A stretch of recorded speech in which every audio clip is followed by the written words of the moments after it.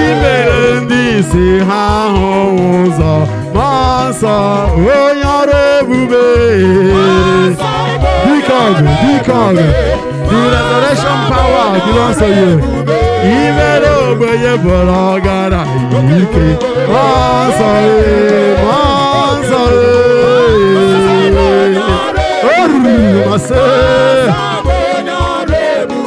imere ngwụrọ wee gawa ije mmụọ nsọ iwe onye ọrụ ebube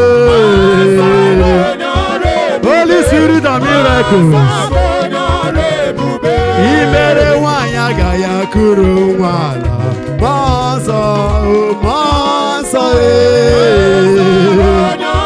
ọchọ nwa kuru nwa gị imere nwanyị ajụrụ ebe ahụ rio mmụọ nsọ dị ọma n'anụ ka arịma basere gori ma shekete arịma ke mmụọ nsọ anya m ji ahụ ọhụ mmụọ nsọ onye ọrụ ebube mmụọ nsọ ibe onye ọrụ ebube mmụọ nsọ ibe onye ọrụ ebube tụwe ya onye ọrụ ebube na-abịara gị o mere ihe siri ike kweghị omume mmụọ nsọ iwe onye ọrụ ebube power belongs to God o mere anyị tiwa aleluya mmụọ nsọ ibe onye ọrụ ebube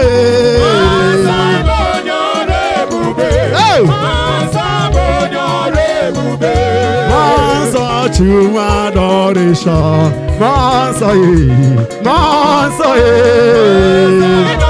odogwu mmụọ nsọ onye otite mmanụ nke igwe onye otite mmanụ nke igwe onye otite mmanụ nke igwe na-akụrụ ya aka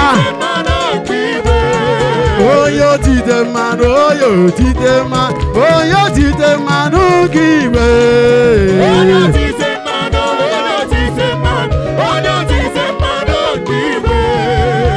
imere anyị dị nwa ndọzọ onye otite mmanụ nke igwe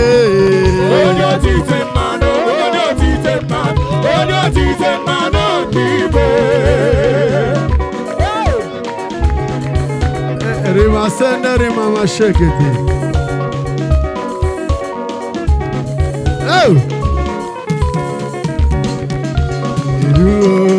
Jesus, oge ruo aka na-agwọ ya ati aka bịa mere onwe gị aha ka ụwa mara n'egbochi Jesus, oge ruo aka na-agwọ ya onye ọrịa na n'ọgwụgwọ nsọ onye ọrịa na n'ọgwụgwọ nsọ onye ọrịa na n'ọgwụgwọ nsọ onye ọrịa na n'ọgwụgwọ nsọ receive your healing, receive divine healing, receive your healing.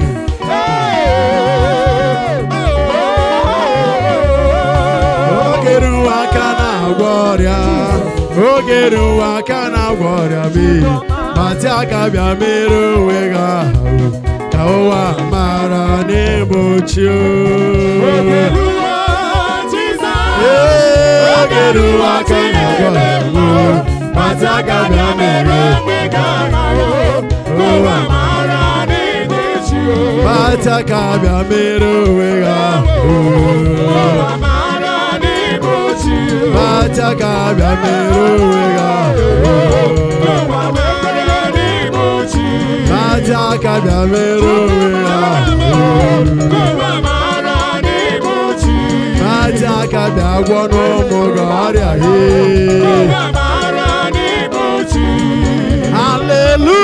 Hallelujah, hallelujah.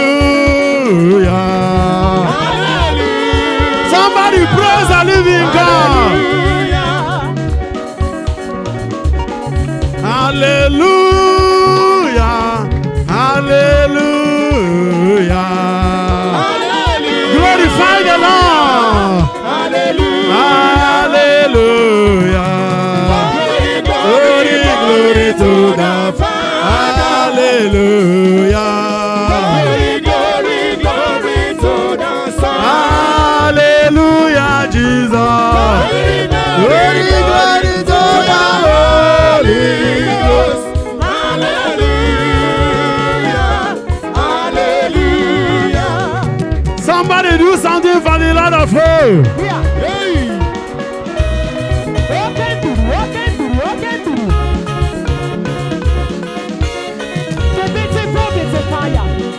In Jesus' name. Amen.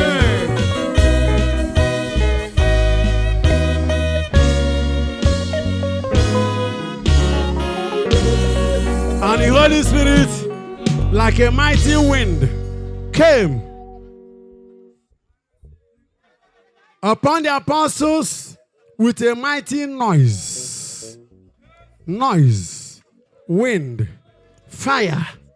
All of them came into the upper room where the apostles were waiting on the Lord. Breathe in.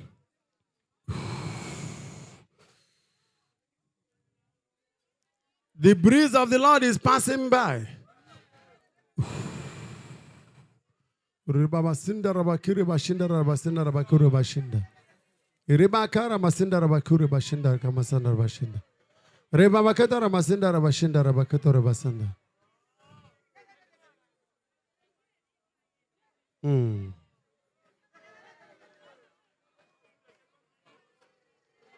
Onye ọrịa na ọgwụgwọ nsọ n'aha Jizọs. Onye ntị tiri nụba ihe ugbu a n'aha Jizọs.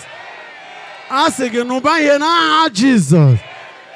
Ntị kpọchiri kpọpee n'aha Jizọs. N'ike n'ikikere nke mmụọ nsọ anyị natara ugbu a na Matthew 10 verse 1 na Luke 9 verse 1 na Luke 10 verse 19. Ana m atụghara mmadụ n'ebe ahụ ewere tumor ike a. Let the tumor vanish in Jesus' name. Let tumors vanish now in Jesus' name. Onye ọrịa diabetes nara ọgwụgwọ nsọ n'aha Jizọs. A sị gị nara ọgwụgwọ nsọ n'aha Jizọs. Cancer of any type, benign and malignant ones, vanish now in Jesus' name. I say vanish now in Jesus' name.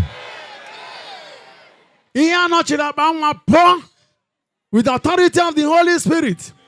Let the fallopian tube and the womb get ready for conception in Jesus' name. Pheromone aka. O nwere ndị n'ebe a na-ebutere akụ na ụba.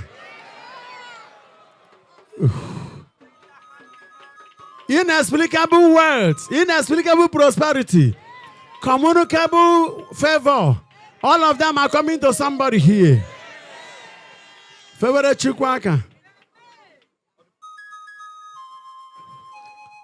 Monso ga-eseba apụọ njem.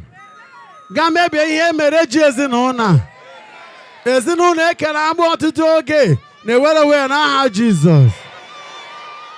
Nwere owe nke ụmụ Chineke. Luke chapter 1 verse 72 following. As in the city living in darkness, a great light has shone. Obodo anọ bụ na nnukwu ọchịchịrị ihe awana na ya. Ewenere m papa aka n'enu. Na Isaiah chapter 42 verse 16. Ribakari masheketi. Ariba sandara masherima. Akata mashindarama. Agoze Nwachukwu n'aha Jesus.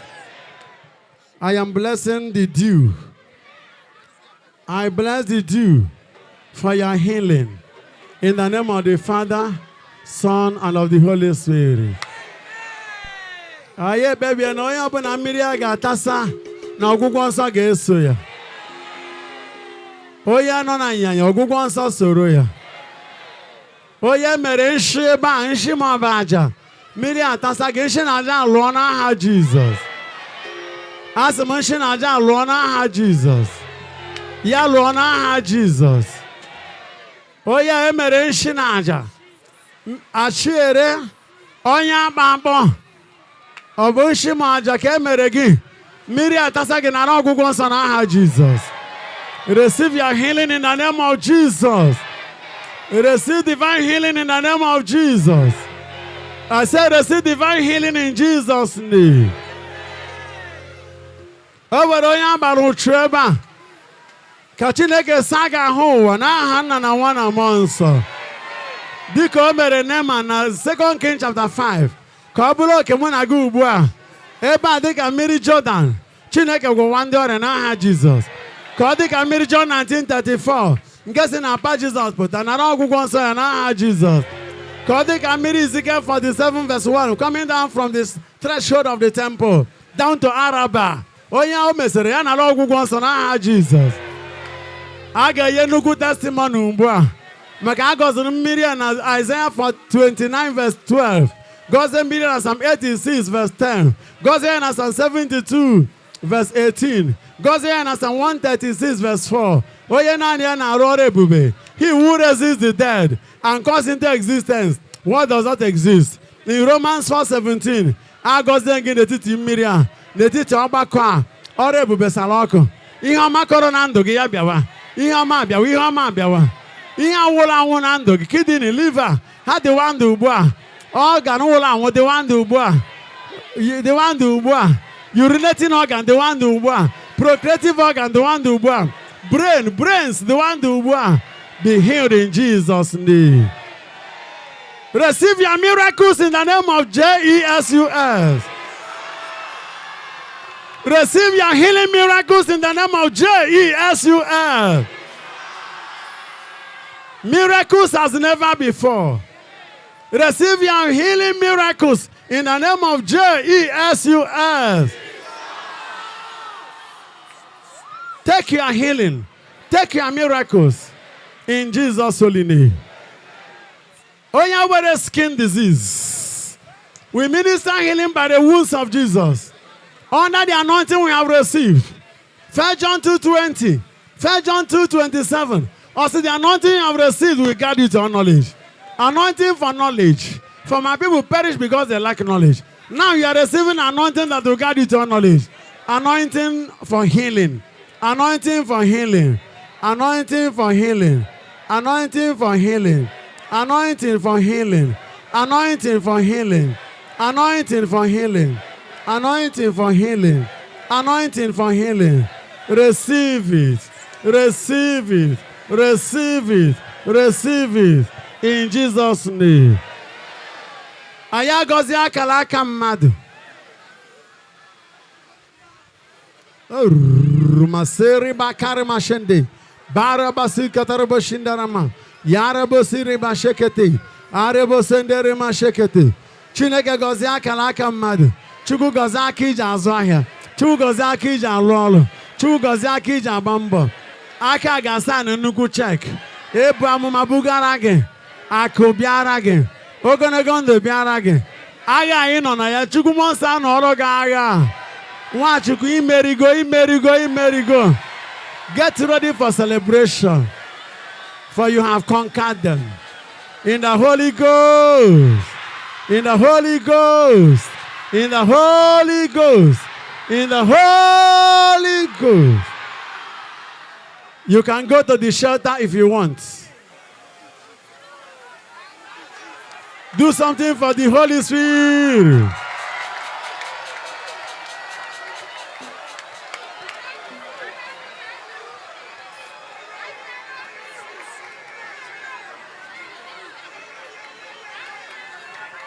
Praise the living God. Lift your hand and say, I am healed in Jesus' name. I am healed in Jesus' name. I am healed in Jesus' name. I am healed in Jesus' name. I am healed in Jesus' name. May the Holy Spirit of God of Zechariah 10 verse 1, who commanded us to pray for the rain to fall. And in Joel chapter 2:23 it says, I will give you the early rain and the latter rain. Let this be one of the early rains, the Pentecost rain upon us. As many as are touched by this rain, let them receive incredible healings. Let them receive awesome miracles of Exodus 34 verse 10 in the name of Jesus. Say, I am healed in Jesus' name. I am healed in Jesus' name. Who is healed?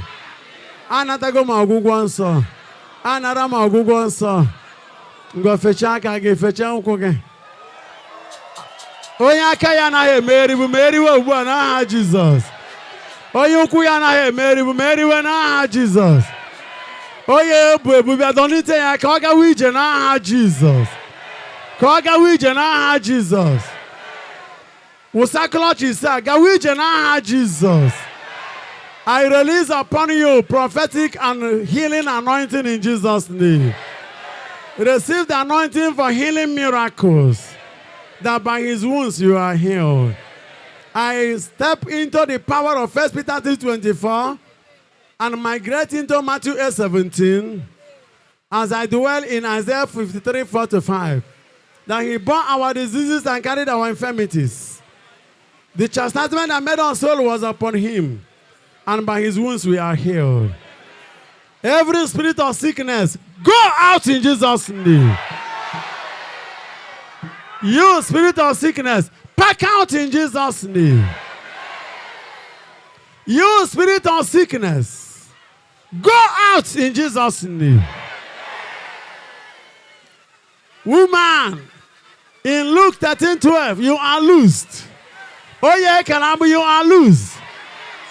And you, spirit of thunder, I forbid you from reacting here. For in Psalm 81:7, Elohim Adonai answered from the secret place of thunder.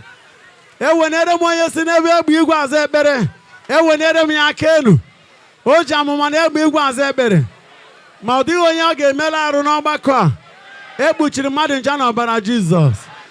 I pass a decree that everybody here shall receive healing miracles. That everybody here shall go with one miracle or the other in Jesus' name. By the power of the Holy Spirit. By the Holy Spirit of the Pentecost. Oh, well, all ebube iji ana. Oh, well, all ebube iji ana. You will all ebube iji ana. Na all ebube, na all ebube. Na all ebube, na all ebube. Oh, it will flow like a river from the heart of those who believe it. Oh, God, so can Miri. Oh, Miri and Asogboa. From the heart of the believers, a river shall flow. A river shall flow. River of joy. River of joy. River of joy. Joy like a river. Joy like a river. Peace like a river. Peace like a river. Of Isaiah 66:12. Obiana aga ugbu a n'aha Jesus. O were na anara ike ekpere. Ike ekpere ga na-asọ ka mmiri. Ribakari mashekete. Achinigwere mbaba makenu. I connect myself to Elijah's anointing. Somebody receive the Elijah's anointing. Somebody receive the Elijah's anointing. Somebody receives Elijah's anointing. Somebody receives Elijah's anointing. Somebody receives Elijah's anointing. Elijah of our time. And I'm the book of 1 Kings chapter 18 in verse 41. Or say I can hear the sound of abundance of rain. Oh, under Elijah's ministration, we invoke the rain, the early rain and latter rain of the book of Joel. Kobia is mad for restoration. Because all the participants of this program are going to give testimonies. Over in Atoya Naka Chukukembe. Wachuki Manobia go.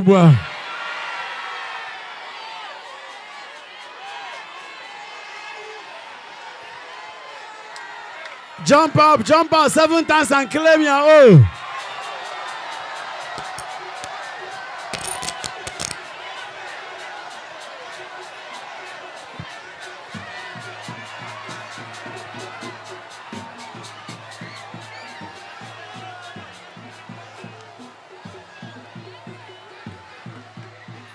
Thank you, Jesus. Thank you, Jesus. For I can hear the sound of rain. I can hear the sound of the abundance of rain. Abundance of rain. Rain of healing. Rain of prosperity. Rain of holiness. Rain of favor. Rain of success. Rain of breakthrough. Rain of victory. I say rain of victory. I say rain of victory. I say rain of victory. Yeah.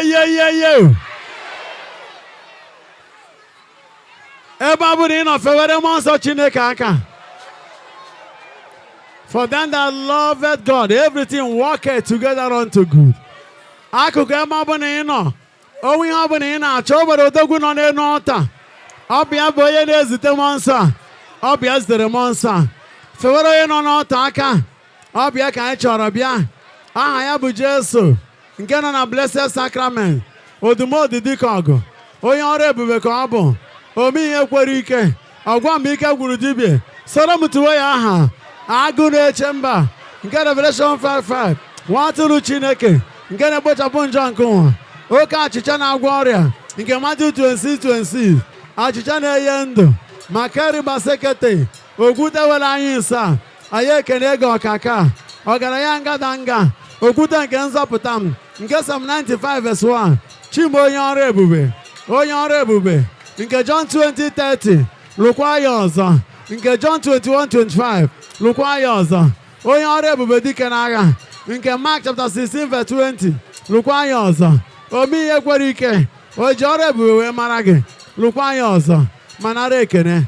Onye isi hụba ụzọ n'aha Jizọs. Onye ọrịa anya hụba ụzọ n'aha Jizọs. Ịma ahụ ụzọ belesa m glasses. You can now see without the glasses in Jesus' name. The touch of power has come upon you, and your healing has come. This is the early rain. Do something for Jesus.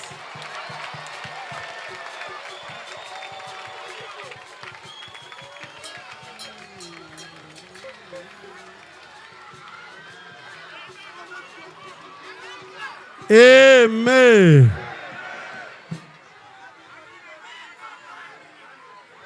O were ajọ mmụọ nọ na ndụ gị si na ya ma mpụnata apụ. Nwachukwu nara ike n'ime mmụọ nsọ tiwe ya Holy Ghost.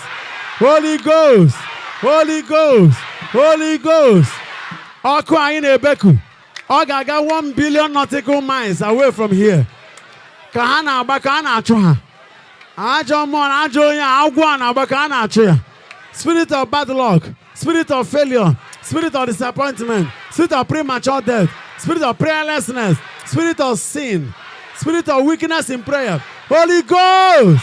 Holy Ghost. Holy Ghost. Holy Ghost. Ọ na-abụ ihe ọma luteche gị aka akụkwasị ya akụkọ. Ọma mmezi ọzọ. Anyị adọrọ ike n'ọkụ nke mmụọ nsọ. Were vụọ ha ọkụ a. The Holy Ghost. The Holy Ghost. Agbati aka n'ezinụlọ mmadụ. Ebe ha nọ mee ihe a na-akpa ike. Anyị anọrọ mbọsị Pentecost. Wee mebi ihe anyị mere n'ezinụlọ. Ihe ahụ dotere unu n'ọnọdụ a. Ihe a na-eri mmadụ ọma nrizi ọzọ. In the Holy Ghost. In the Holy Ghost.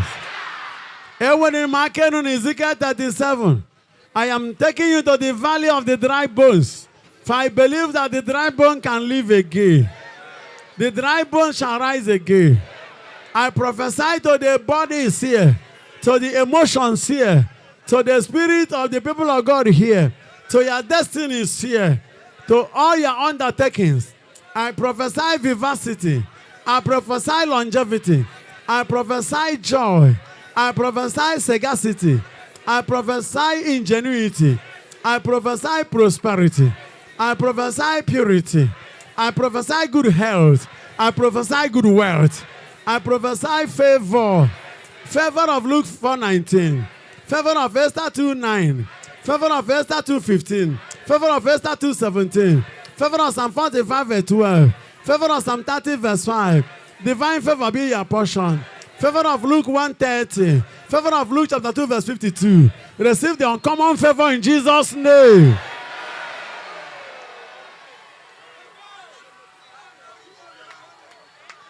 Ụwa adịwara gị na mma. Chineke asa gị ahụ ụwa.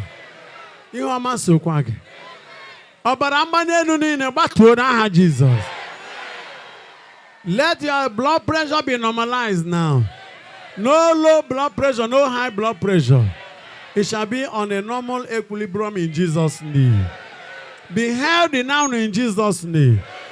Let the action of the Holy Spirit visit your cardiological organs. Visit your gynecological organs. Visit your neurological organs. Visit all our hematological and dermatological organs. Right now, you are healed in Jesus' name. Mmụọ nsọ ahụrụ gị n'anya mụ na gị ga-ebi ahụrụ gị n'anya mụ na gị ga-ebi. O nwere aka kụwara ya ụbọ na agana ị na-etu ya aha ezigbo nduru igwe na ịhụrụ m n'anya mụ na gị ga-ebi eze ebube odogwu nduru igwe na ịgba oyibo mụ na gị ga-ebi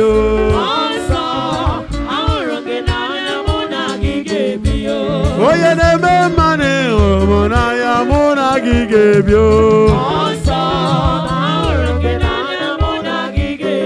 onye ọma nyewe ọṅụ na ịgba oyima ọma mụ na gị ga-ebi ọṅụ na-abịa ọṅụ ezigbo nduru igwe na ịbụ nke m anyị agaghị ekewa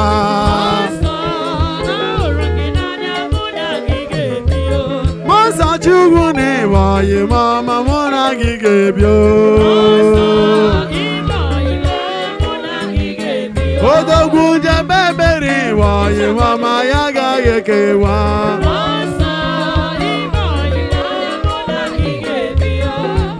tụọ ya aha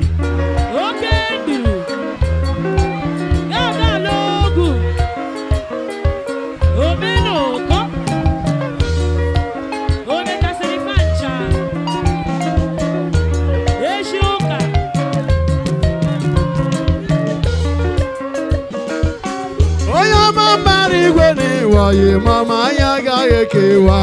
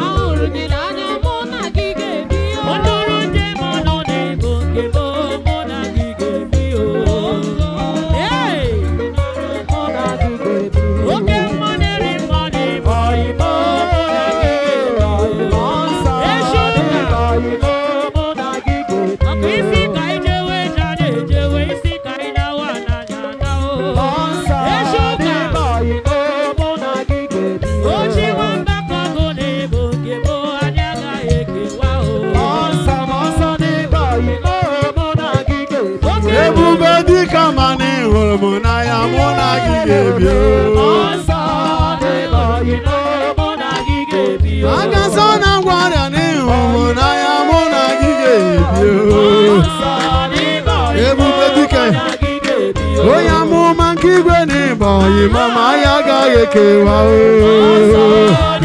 dike ọgụ amawa amawe nke igwe hụrụ m n'anya ya agaghị ekewa Holy Spirit I love you ọmaja nduru igwe na ịhụrụ m n'anya mụ na gị ga-ebi ezi ka aja weje na ịgba oyima ma mụ na gị ga-ebi thank you ọmọzọ na-agwọ ọrịa n'ihu mụ n'anya mụ na gị ga-ebi kụwara ya gatuwe ya ọkaka mbara igwe na ịbụ nke mụ n'anya agaghị ekewa uriba masịrịma ọkụ mbara igwe na ịbụ oyima ma ya agaghị ekewa anyị masịrị baba nduru na tabụ na ịhụrụ mụ n'anya mụ na gị ga-ebi onye ọma iji agba bụ na ịhụrụ mụ n'anya mụ na gị ga-ebi ọka ga njem ọnụ na ịhụrụ mụ n'anya mụ na gị ga-ebi ọka ka dike ikoro anyị na-ekene gị ọka ka na anyị na gị ga-ebi eze ebube ụba gwara anyị na-ekene gị na anyị na gị ga-ebi anyị ji ụba gwara ekene gị okuke ịgba nke igwe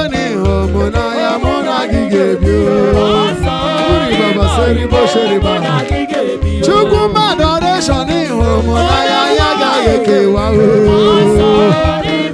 Jesus okwute na-agba mmiri hụrụ m n'anya mụ na gị ga-ebi thank you Jesus ike merila nwụ na ịhụrụ m n'anya mụ na gị ga-ebi ike m oyibo ike m oyibo asị n'ụwa jụ mụ na ịhụrụ m n'anya mụ na gị ga-ebi eze ebube onye ọrụ ebube dịka ịhụrụ m n'anya mụ na gị ga-ebi chibu onye ọrụ ebube onye ọrụ ebube dịka ịhụrụ m n'anya anyị agaghị ekewa anyị agaghị ekewa onye ọrụ ebube dịka ịhụrụ m n'anya anyị agaghị ekewa mụ na gị ga-ebi otite mmanụ ụzọ n'iwe ọyị ma ọma mụ na gị ga-ebi ụzọ na mụ nwa na ịhụrụ m n'anya mụ na gị ga-ebi nwaanyị aga kuru nwa ụzọ mma na mgbechi m ịhụrụ m n'anya mụ na gị ga-ebi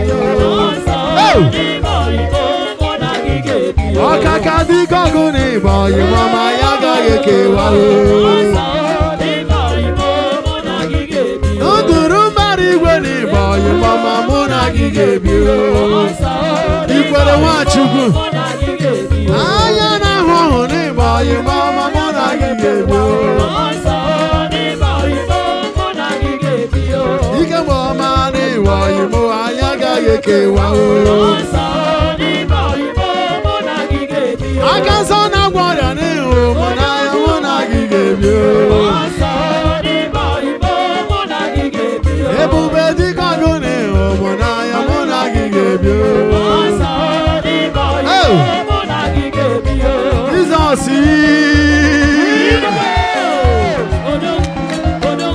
tụwe ya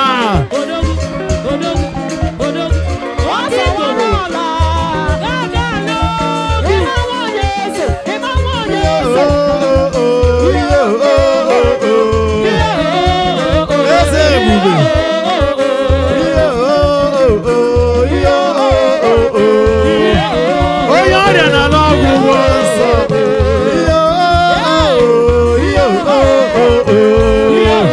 eze ebube agaza na ngwara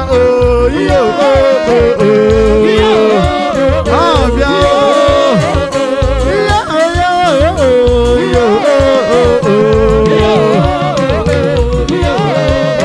ndamụma mgboche na-ekele gị Elijah ekele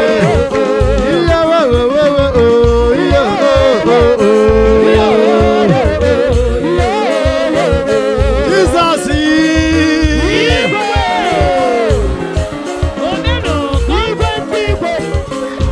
tuwe ya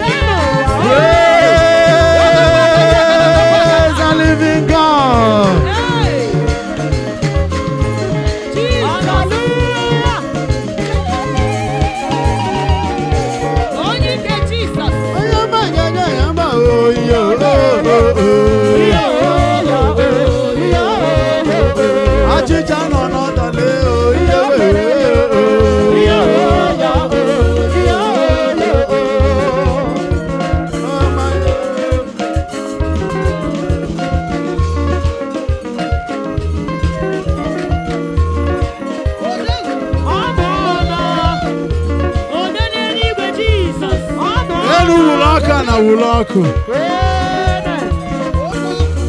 Anyị nọ na Isaiah 64 verse 1. Ebe ka ọkụ Chineke ka ọ banye n'ebe anyanya dị. Ọgwụgwọ nsọ ga-abata. Ọkụ Chineke rego nyanya n'ime Holy Ghost. N'ime Holy Ghost. Ebe anyanya dị bụ ọkụ mmụọ nsọ abanye na ya. Nyanya wụlụ ọkụ in the Holy Ghost. Abịawala m ikele gị. Onye ma bi n'igwe na abịawala m ikele gị nara ekele. Kelelu Chukwu. Chukwu na abịawala m ikele gị. Onye ma mgbe niile na abịawala m ikele gị nara ekele.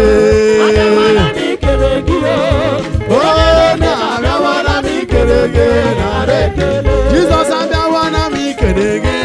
Aka nsọ na agwọ ọrịa na abịawala m ikele gị nara ekele. Jesus kụwara ya aka ekele. Jesus abịawala m ikele gị. Aka na agwọ ọrịa na abịawala m ikele gị nara ekele. Ọgwọ m ike gburu TV. Dike na-abịawala m ikele gị. Onye na anyị mmụọ nsọ na-abịawala m ikele gị nara ekele. Onye eze abịawala m ikele gị nara ekele. Dike na-abịawala m ikele gị. Onye amụma kemgbe ochie na-abịawala m ikele gị nara ekele.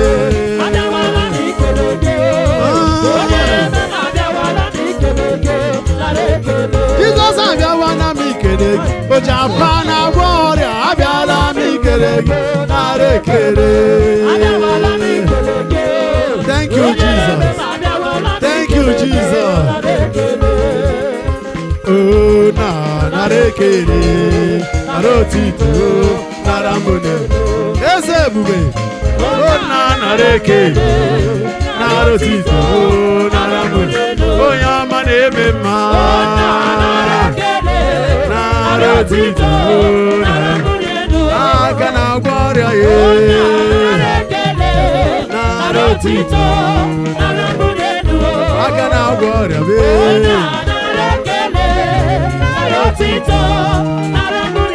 Ebube adoration.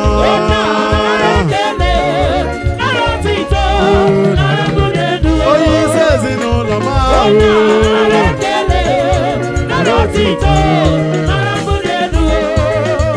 Onye na-eme ma nara ekele.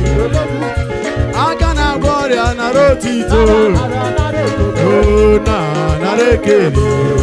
Nara otito nara mbune. Onye ọrụ ebube.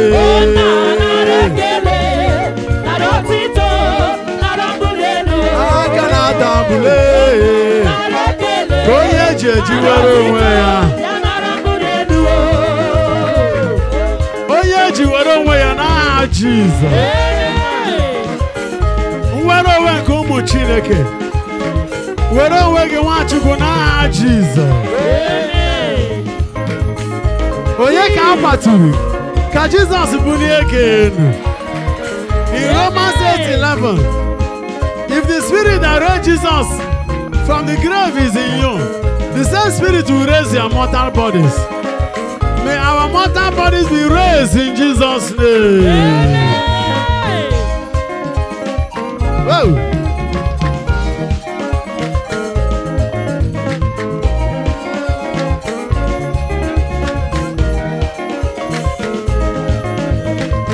Eze nara ekele, nara otito, nara mbune.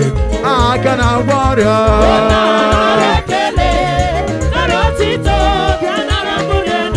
Onye ọrụ ebube.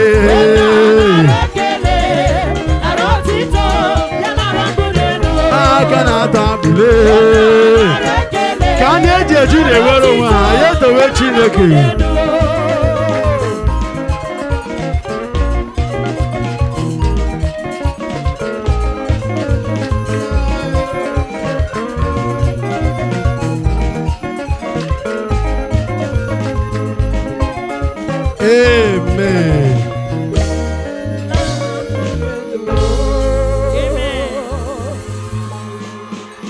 Ka anyị na-ebuli Jizọs elu n'isi mmadụ. Anyị na-asị ndị ọrịa na ọgwụgwọ nsọ n'aha Jizọs. Site na mbuli na-ebunila achịcha ụka ji eme ọnụ. Ezinụlọ a na-ebuso agha zoro ezo nara mmụọ nsọ. Ka mmụọ nsọ bịa nọrọ ha agha n'aha Jizọs. Ebuniri ya enu na nsọtụ Isaiah 59:19. Also, when the evil one comes against you like a flood, oge ajọ onye bịakwutere gị ibuso gị agha dịka ide mmiri, the Holy Spirit will lift a standard against him like a mightier flood. Anyị na-ebuni Jesu enu as the standard the Holy Spirit has lifted against every infernal spirit and attacks. Ike ọchịchịrị niile na-akpa ike na mbara ezi a, ha wụsa ngwa ọgụ ha n'aha Jizọs. Ka ebuniri Jizọs enu, ebe ọ bụ na ezola ezo na-ebuso Nwachukwu n'ebe agha na ndị na-ege ntị n'okwu a ga-atụgharịa n'aha Jizọs. Nwa adoration ezoro ezo ebuso agha, let the attack return back. Back to, back to, back to, back to, back to, back to, back to, back to, back to, back to, back to, center.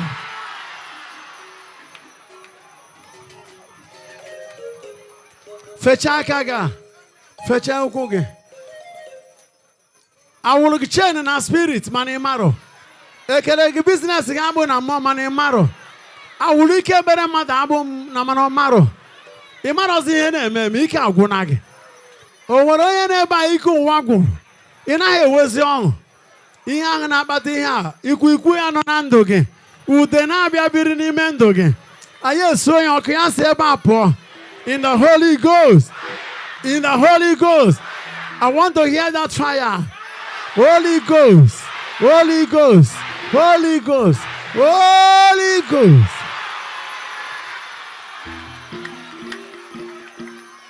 Amen. Oge anyị ga crusade na Abatete. A gwara na o were ajọ udene. Onye ọbịa nọ na be n'ụlọ ya ma nta ka onye nke a nwụọ. Ihe emekete na Abatete. Abịasị ka abịa crusade. Oge anyị ji na-elute na Abatete ebe around 11 elutere n'oge. Ewee ka ebido mass. N'aha Nna na Nwa na Mmụọ Nsọ asị amen. Nwesịa udena. Mma udena na-akpa ike na Abatete. Achọrọ m ịhụ gị ebe a. N'ime uchichi a, udena fere mkpufu onye ọbụla n'ọnụ. Ọ bịa ka o tie onwe n'ọta ka a na-achọ ya ga-eji ofenie pụọ. Mụ hapụ ọta chụrụ ya. Say wherever you are, I band you. Don't move again. Appear away in our Father's house. N'akụkụ chapel, si ebe a fere land ya n'ana. N'uchichi.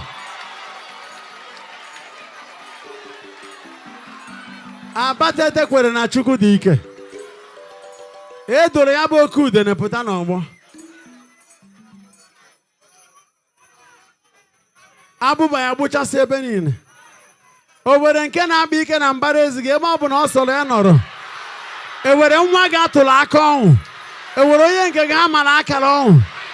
By whose power? By whose power? Working in us. Working in us. We can do more than. You can do more than. You can pray more than. You can fast more than. You can prosper more than. You can be successful more than. Ebe ọ bụ na ike adị. Anọ m na Psalm 79 verse 11. Also he listened to the groaning of the prisoners. And he, by his power, delivered those who were appointed to die. By his power. Ike a ka anyị na-atụga ebe ọ bụ na ihe adị. Ajọ ihe ọ bụ na ha nọ ike achụrụ ha gaba. Ọ bụ na osimiri ka ha banyere ya chụrụ ya gaba. Eniri eni na beragram ya chụrụ ha gaba. Ihe ọ bụ na eji afa mụ na gị mee n'ike ndị ọjọọ anyị agbagharịa ya ugbu a. In the Holy Ghost. Ọ bịa ka Pentecost week nke a. Pentecost nke this year, ndị aka ji ga-eburu nwa ha ga-adị ka aja. Ebe ọ bụ na ha kechiri ihe a gbachie ya, nwere onwe nke ụmụ Chineke. I now decree Baruma Seri Bakete in Romans 8:21, glorious redemption and liberty of the children of God in the Holy Ghost. With appointment I bugoro no yaga ogo yaga wonata mba. Eye na appointment na mbedo taa a ga-enyo ya. Nwachukwu ekwere m okwu a n'isi gị. Ekpere anyị na-ekpere gị mbọsị Pentecost. You shall not die, you shall live. Ị ga-adị ndụ bụrụ ihe Chukwu sị na ị ga-abụ. So ndị niile tiela aka na project na ị ga-anwụ ahụ. Ihe ha chọrọ ka o mee ya mezie ha. In the back to guzoro ebe ọ bụ na ị nọ. Back to aka anyị dị n'elu na Isaiah 7:7. All their plans shall not stand, and their purposes will never come to pass. Ọ bịa bụ ekpere anyị na-ekpe taa. Na-asị nguzo niile ha guzoburu ha dawazịa.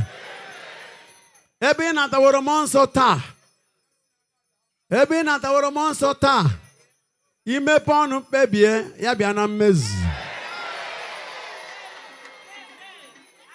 Ebere mere m onye ga-eti aka n'imerụ mụ na gị arụ. Maka ihe ọ bụla ọ chọrọ ime anyị ga-eme ya. Onye si na ya ga-akọ gị nshi, o rie nshi ahụ nwụọ. Onye a na-ahụ ụzọ ejere gị ajọ ije nke o jere ezugo. Ọ tara agwa ya ọzọ kpuo isi n'ụzọ. Enigwe ga-akụ ya ngwụrọ n'ije ahụ. Ọ ga-eji maka gị bee akwa oge ya na-eru ha eru.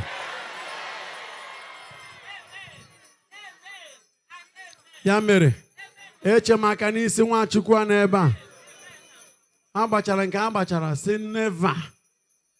Bere so ma mmiri atasara ya. Ị mara ihe mere kpekete ekpere mmiri hawa. Ya bụ ihe ha mere ọ lụọ n'aha Jizọs.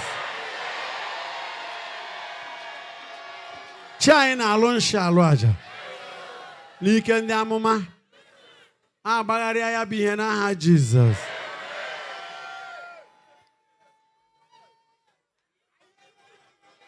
Ya mere, anyị abaghịkwa n'ekpere ọzọ megide ihe ọbụla ha mere na ndụ mụ na gị. Ọ bụ na ọchịchịrị bịara gbachie Nwachukwu, ihe Chineke awana. In the book of Matthew chapter 5:14, us we are the light of the world. Amen and amen. Ekenere m n'okwu ya Luke 1:72 following. The city living in darkness, a great light has shone. Maka na ọ sị na Isaiah 60:1, arise and shine, for your light has come. N'ike nke okwu a, ọ sị na Acts of Apostles 12:7, ngwa ngwa ọma batara ihe wee waa chen ejikedo Peter gbarishie. Peter wee were onwe ya. Anọ m na-agbatị aka n'isi gị na John chapter 9:5. Jesus said, I am the light of the world. I am the light of the world. In John 8:12, I say, I am the light of the world. Whoever follows me will never walk in darkness. Ana m ebe ka ihe adị ukwuu na ndụ gị. Apanite ya dịka pillar of fire eguzobe n'ọgbakọ. Na the book of Exodus chapter 13:21. Ka pillar of fire bịa gaa njem n'isi anyị. Ọ ga-abụrụ gị ọkara obere ụzọ. Onye tiekwa aka n'ihe na-eme gị ọkụ a apịa ya. Bido taa gawa ihe itiela aka ga na-aga n'iru. Maka na anyị bekọrọ ọkụ n'isi gị, the Holy Ghost. Ọ taa bụ mbọsị Holy Ghost fire. Here are one of the best Catholic prayers. Holy Ghost. Holy Ghost. Batiaka na shop ebe ị na-azụ ahịa. Owuwo mpịampịa nke ha kere tọgbọrọ gị ebe ahụ. Na-achụsasị ndị kọstọma. Ọ biznes i were agbapụ anya gị na ya. Anyị na-ewecheta anya gị azụ. Agbaragba na ekereke niile a. Anyị eburu ya bụ onye gbara ya n'isi. Anyị apụọ n'ebe ị nọ. Onye a ga-ewewe nnukwu trọbụl ọ na-amara ebe o si. Ihe ga-emekọta na ndụ ya mekọta ọ na-asị ọ gịnị ka a ji tie aka n'ihe banyere gị. Holy Ghost, the Holy Ghost, the Holy Ghost, the Holy Ghost. The Holy Ghost. The Holy Ghost. Do something for Jesus.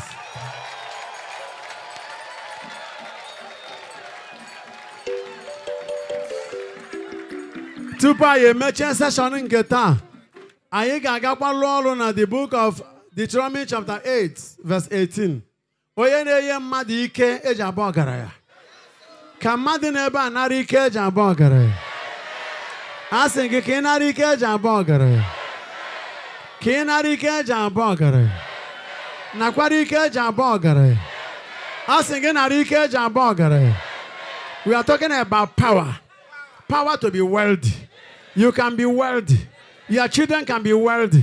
Your family can be a wealthy family. Makanos in Deuteronomy 28 verse 12. You shall no longer be a borrower. You shall be a lender. Chetokwe in Deuteronomy 15 verse 5. None among you shall remain poor again. Oboro yeni munu gada ko ogbenye ọzọ. Bachapo obiama. Bachapo obiama. Beri Pentecost Pentecost. Ni man da ko obiama ọzọ. Imam bụkwa ogbenye mgbe kiri ọzọ. Ị ga-abụ ọgaranya ngadanga. Na-ekwu ya ga m abụ ọgaranya ngadanga. Na-ekwu ya. Ihe ikpetere mbọsị Pentecost. Ikpetere akụ. Aka ji akụ. Ndị aka ji akụ shout hallelujah. Fewere Chineke aka. You can imagine if all these people here become multi-billionaires. Just imagine.